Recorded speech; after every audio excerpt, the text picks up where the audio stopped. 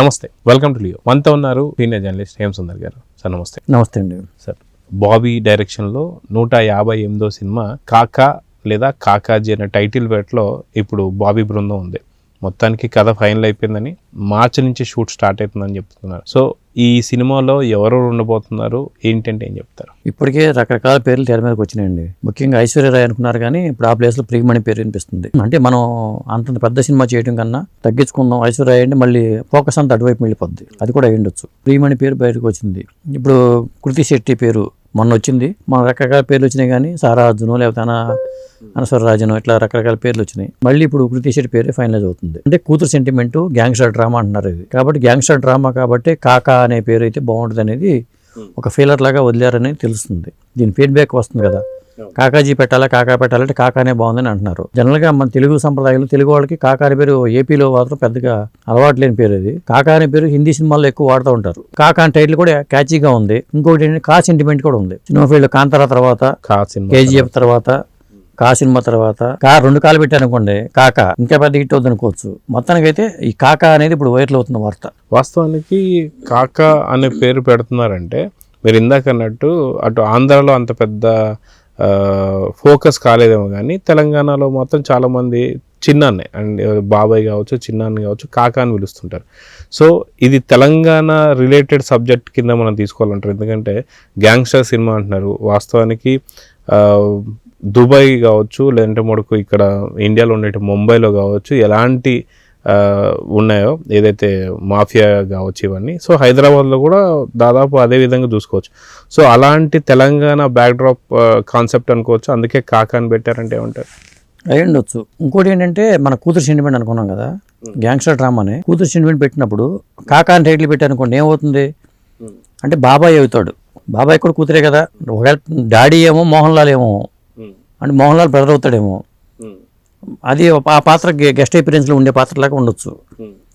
ఇట్లా కూతురు అవుతుంది కాబట్టి ఆ బాధ్యతలు కాకానే చూస్తాడేమో. ఈ సెంటిమెంట్ కూడా అయ్యుండొచ్చు కూడా అనుకుంటున్నాను నేను అనుకోవటం. ఇంకొకటి ఏంటంటే ఈ కథా చర్చలన్నీ కూడా దుబాయ్లో జరుగుతున్నాయంట. చిరంజీవి గారు దావోస్ వెళ్ళారు కాబట్టి స్విట్జర్లాండ్ నుంచి మళ్ళీ దుబాయ్ నుంచి మళ్ళీ వాళ్ళ టీం అంతా దిగుతున్నారు. ఈ నెలాఖరులోనే ఓపెనింగ్ అనే మాట వినిపిస్తుంది. మొత్తానికైతే మార్చి నుంచి రెగ్యులర్ షూటింగ్ జరిగే అవకాశాలు అయితే ఉన్నాయి. చిరంజీవి గారు ఏమో ఫుల్ స్వింగ్లో ఉన్నారు. మళ్ళీ నెక్స్ట్ సంక్రాంతికి రాబోయే ప్రాజెక్ట్ ఇది ఖచ్చితంగా. ఎందుకంటే దసరాకి అనుకున్నా కానీ రిలీజ్ చేయడానికి ఒకే సంవత్సరం 3 సినిమాలు అవుతాయి. ఎప్పుడు 3 సినిమాలు పెట్టుకునే బదులు 2027 సంక్రాంతికి పెట్టుకోవడమే కరెక్ట్ వాళ్ళు అనుకున్నట్టుగా. అదండి. సో ఓవరాల్గా ఈ సినిమా పైన మాత్రం చాలా భారీ అంచనా ఉన్నాయి. ఎందుకంటే గతంలో చూసుకుంటే సేమ్ బాబీ డైరెక్షన్లోనే వాల్తేరు వీరయ్య రావడం, అది కూడా ఒక గ్యాంగ్స్టర్ సినిమా కింద మనం చూసుకోవచ్చు. సేమ్ అదేవిధంగా గ్యాంగ్స్టర్ సినిమాస్లో ప్రత్యేకమైనటువంటి ఒక స్టోరీ ఇప్పుడు వినిపించినందుకే ఈ యొక్క కాన్సెప్ట్ ఒప్పుకున్నారంటే ఏం చెప్తారు? అయ్యుండొచ్చు. చిరంజీవి గారు యాక్సెప్ట్ చేశారంటే ఇప్పుడు చిరంజీవి గారు అనిల్ రావిపూడి గారు చెప్పారు, చిరంజీవి గారిని పెట్టుకున్నాం అంటే పాటలు ఉండాలి, ఫైట్స్ ఉండాలి. ఆయన తరహా ఆయన బాడీ లాంగ్వేజ్కి ఏ సినిమాలు ఇప్పుడు గాడ్ ఫాదర్ కానీ ఇలాంటి సినిమాలో పెద్దగా ఆడకపోవడానికి కారణం కూడా చెప్పాడు ఆయన అనిల్ రావిపూడి గారు. చిరంజీవి గారు కూడా దాని మీద ఫోకస్ పెడతారు. ఇప్పుడు ఆయన నేల విడిచి సాము చేయకుండా ఇటు తనకి ఏది సినిమాలో అయితే గ్యాంగ్ లీడర్, ఒకప్పుడు గ్యాంగ్ లీడర్ కానీ, ఘరానా మొగుడు కానీ ఇట్లాంటి సినిమాలన్నీ చూసుకున్నా కానీ ఆయన ఈ తరహా సినిమాలే ఎక్కువ హిట్ అయినాయి.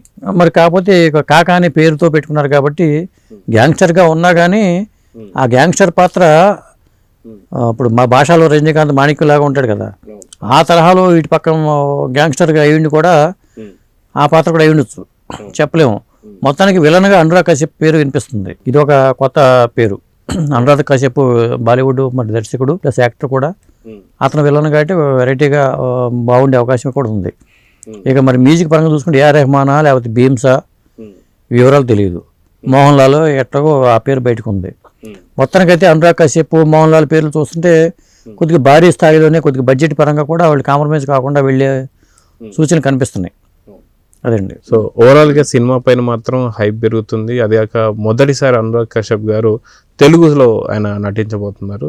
సో ఈ ప్రాజెక్ట్ని పాన్ ఇండియా వైపు తీసుకెళ్ళబోతున్నారా, లేదంటే ఓన్లీ ఫర్ తెలుగుకి ఏమైనా ప్లాన్ చేస్తున్నారంటే ఏం చెప్తారు? అంటే అనురాగ్ కశ్యప్, మోహన్ లాల్ లాంటి వాళ్ళు ఉన్నారు కాబట్టి పాన్ ఇండియాగా ప్లాన్ చేసే అవకాశాలు కనిపిస్తున్నాయి. గతంలో ఇప్పుడు గాడ్ ఫాదర్ అయిన లూసిఫర్ సినిమా చేయకపోయి ఉంటే బాగుండేది. అక్కడ హిట్ అయిన సినిమాని పట్టుకున్నారు కాబట్టి అది గాడ్ ఫాదర్కి అంత రెస్పాన్స్ రాలా.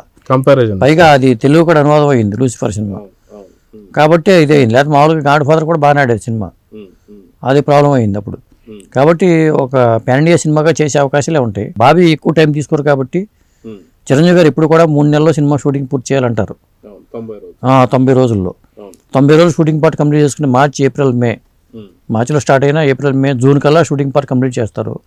పోస్ట్ ప్రొడక్షన్ వర్క్ అంతా అయిపోయిన తర్వాత ఖచ్చితంగా 2027 సంక్రాంతి బరిలో ఖచ్చితంగా ఉండే సినిమాగా చెప్పొచ్చు ఇది.